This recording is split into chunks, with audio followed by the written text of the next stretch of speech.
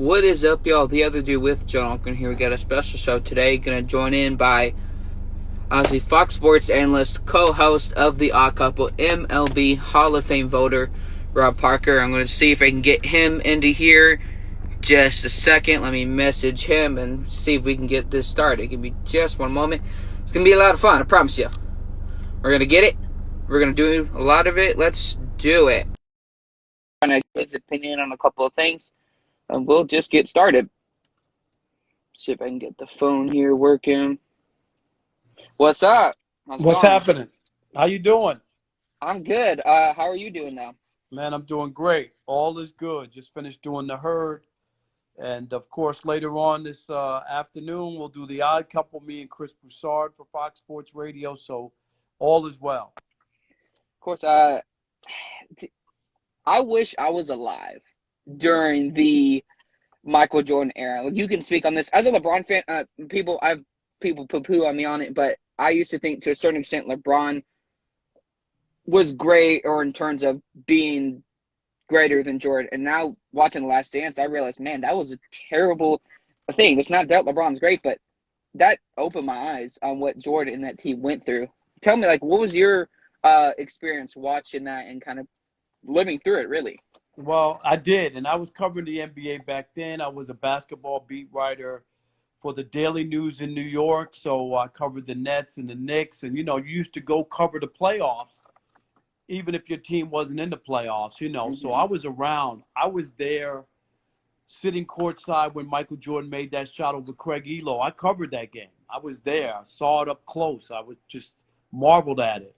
I was there for the Scottie Pippen migraine game, with the ice pack on his head at the Palace of Auburn Hills. And Memorial Day every year, we were always at Chicago Stadium for some big playoff game with Michael Jordan. So I lived a lot of that. And I think you, like a lot of other younger people, millennials, Generation X or Z or whatever, you guys got to finally see Michael Jordan's career in context. Mm-hmm. Before, you were watching YouTube games and you would say, okay, like you look at it and say, yeah, okay, he won 6 championships, but you didn't have a context. Mm-hmm. And I think that's why you think the way you think now is because you see what he went through. When he went to the Bulls, they were a horrible organization, right? Mm-hmm. They couldn't do anything right. They had never won. Michael showed up. After 7 years, he didn't go and say, well, I want to go play with Patrick Ewing in New York and win a championship. He fought it. He fought his way through it. You know what I mean? And then when you see the way he wasn't handled with kid gloves or superstar calls.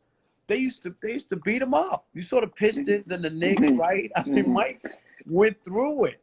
And the media wasn't all soft on him as well. The other players didn't just totally embrace him. Remember, he only scored 8 points in his first All-Star game because they wouldn't pass him the ball. So Michael went through all that and became the ultimate winner. And, when you go 6-0, it's hard for people to poo-poo that. And it wasn't like he was 6-0 and Scottie Pippen won 3 Finals MVPs. Michael won all 6. So that tells you about how great he was. I'm not saying that LeBron, you can't have a conversation, but after watching that documentary, I think LeBron got crushed by that documentary. I can agree with you as a LeBron fan. My argument used to be, it's just the 6 rings. But covering sports for a long time, it's the journey to be able to go from point A to point B to do all this. And it blew my mind. Like, I'm watching this at work. I'm like, I have a new respect for Jordan. That the director, I don't remember exactly his name, but it's like the detail within they went through was really interesting. Obviously, a guy like me look like I'm 12, been watching sports, and it's interesting to see. I had no idea how physical the game of basketball was. You covered it, you watched it. I know Chris. I think I saw a picture of Chris Broussard during one of the MJ little after a game. It just amazes me what they went through. Again, it's not just about Jordan. But that episode 10, though, amazed me, though, was having that back injury, however you want to call it, and coming back again and again. Like, as much as I love LeBron, I don't think LeBron would have handled it like that. I mean, I call him LaFlop for a reason, but that's just really my opinion on that. No, I think you just got to see Michael and how he wanted to play, even with the Bulls. Remember the other thing where they were going to finish? He could have helped himself by not playing, getting into the lottery, right? Getting a pick by Hmm. not making the playoffs, and he fought his way back to play. And they wound up making the playoffs so that they didn't get the lottery, the draft pick they would have gotten. He could have just sat out and said, "Oh, what do I care about this year? I'll wait till next year, get a pick and get some help." That's not what he was built from. And the same thing, this guy played every game that he was healthy to play. There was no Hmm. taking time off and resting and all that. He understood his responsibility to fans. People paid their money to come see him play. It was that kind of thing. Even his last year in Washington, he played, I think, 80 of 82 games. I think he played almost every game. So that's the kind of guy he was. So I think you're right. There's a newfound respect about a lot of people. And that ESPN poll, which I give it credit, that it interviewed 600 people, and it was half millennials and half people over 35, to try to make it fair. Hmm.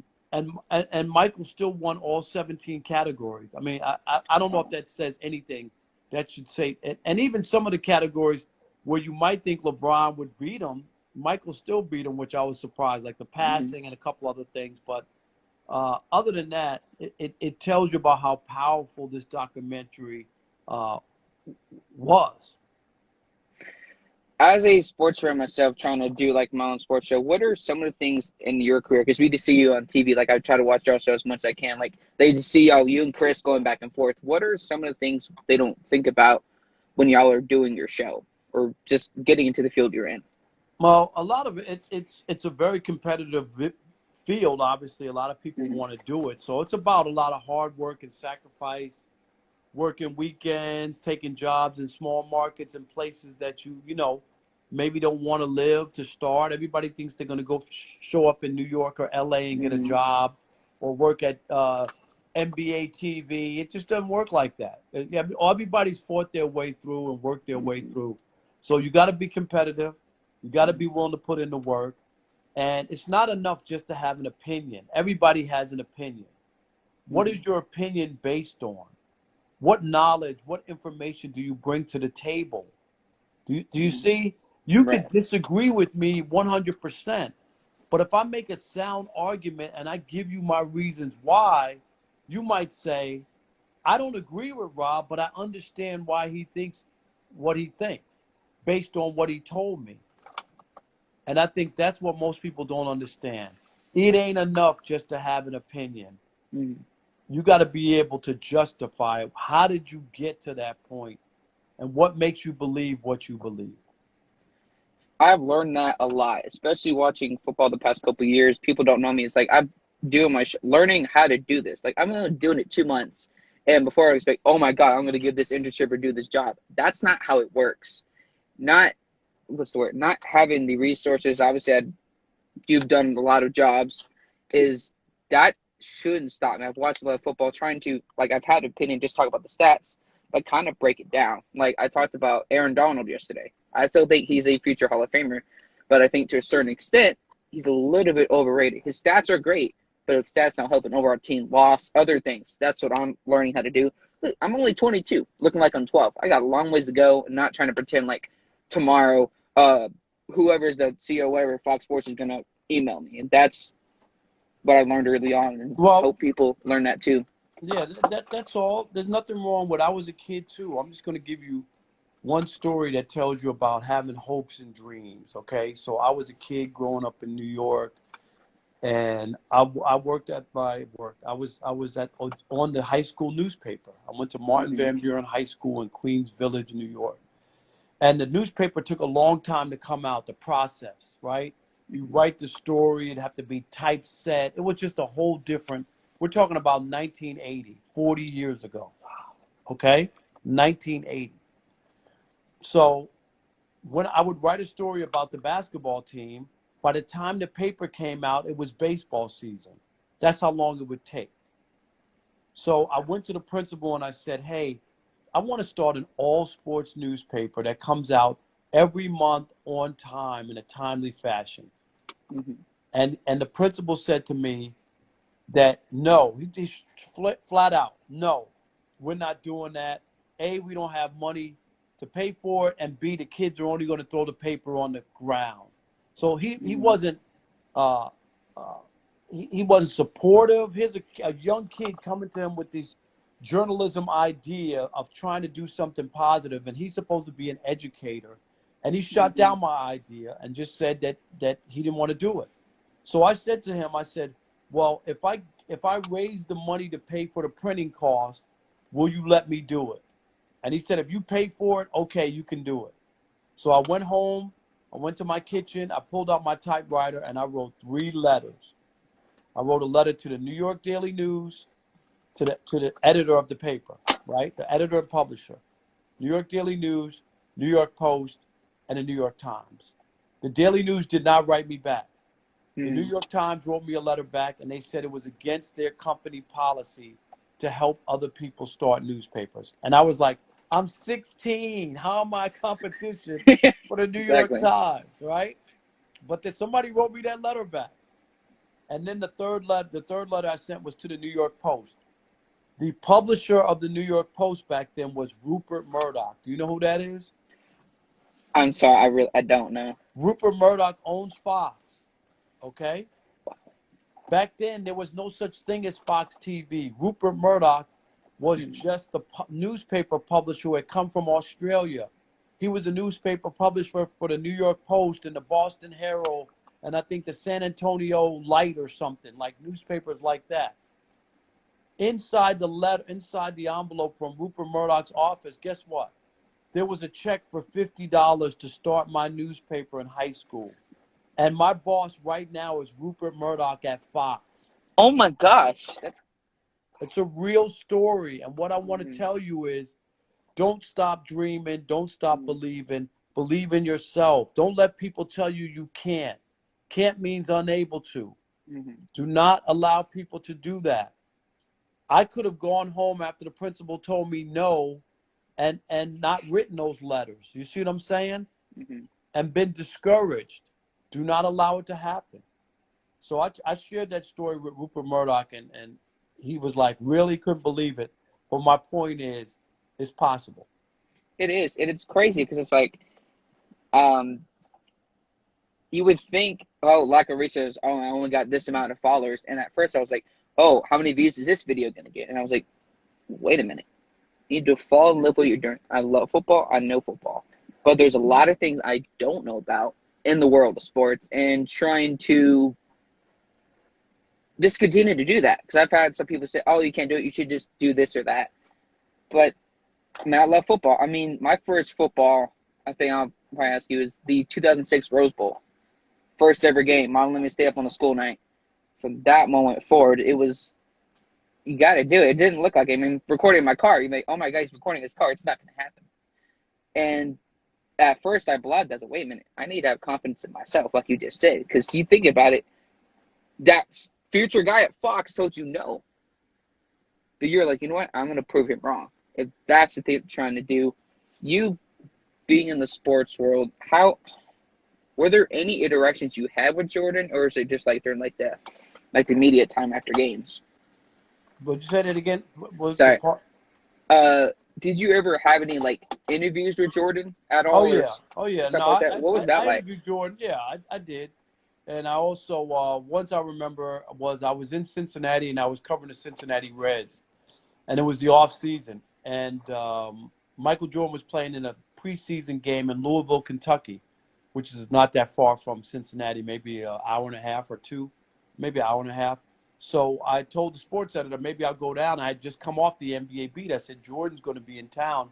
I'll drive down and do a piece with Jordan, and I wound up getting him one on one, just me and him, in an empty locker room that was outside of where the rest of the team was dressing. So it was just me and Michael, and we talked. And um, he had just done Saturday Night Live, so I had told him about how funny he was and how much I enjoyed it. And I just remember it. There was no pictures taken. There was Mm-hmm. nothing. It was just me as a reporter interviewing him and me writing the story, and that was it. So that was one of those times I think very few people ever got a chance to media wise to be with him one-on-one. Wow, that's crazy. I mean, Jordan's very private, and obviously I know I'm here to respect your time. Obviously, just a small bit of football. You're let the season to go in May as it would. Who do How do you see it going on this Okay, season or let, stuff like that? let me give you I'll give you some football. We'll close on this. Hmm. Two things. A, uh, the Chiefs aren't winning the Super Bowl. It's very hard to repeat. Everybody, of course, thinks they're going to win the Super Bowl the next 8 years. I know it looks like that on paper. It's very difficult to do. And the other thing is, Tom Brady and the Bucks aren't going to make the playoffs. No way, no how. It's going to be a baker's dozen. That's 13 years of not making the Hmm. playoffs for Tampa Bay. I still think New Orleans and Atlanta will be ahead of them. Even with the extra team in the playoffs, if we get to that point, I still don't believe it. Tom Brady's washed. Tom Brady's old. Gronk is old. And I'm talking about football years. I Hmm. would never want a guy who you have to talk into playing football. He quit. He became an actor. That's what I call wrestling. Became an actor. And now he wants to get back into football. Most of the time when guys do that, they wind up getting hurt when they come back. So we'll see. Hmm. I know people love what they got on paper, but it ain't about paper. Remember last year Hmm. with the Browns? Everybody thought the Browns were going to the Super Bowl. Remember when they got OBJ? The Hmm. networks put them on all again. I know you picked them to go to the playoffs. Would you have them going to the Super Bowl probably? I had Right? him at least a wild card spot versus the Ravens, but I Okay. overhyped him for sure. Everybody overhyped them because it's not about paper. It's about Hmm. playing it. And nobody is going to take the Bucks lightly when they play them next year with Tom Brady being on that team. So just remember that. They Hmm. might have won 7 games last year when nobody thought much of them and maybe overlooked them, never thought they were any good. It won't happen this year. So I'm going to leave you with those two things. No Chiefs Super Bowl, no playoffs for Brady. All right. Well, obviously, thank you for coming on. I'll try to tune in as much as I could. Thanks for coming on. And make sure Uh, you check out, that's right, The Odd Couple on Fox Sports Radio, Sirius XM Channel 83, and on the iHeartRadio app, 7 to 10 p.m. Eastern. Check us out, me and Chris Broussard. I'll put that in the conversation below. Thanks for coming on, Rob, and have a good one. You too. Thanks. The other dude, John Corn, signing off tomorrow, 1:30 p.m. I'm gonna have Carson Palmer here on the show, 11:30 a.m. his time. We're gonna talk about what was like him playing with Chad Ochocinco and all those guys. I will see y'all tomorrow. Have a good one. Carson Palmer joining. I'll see you tomorrow.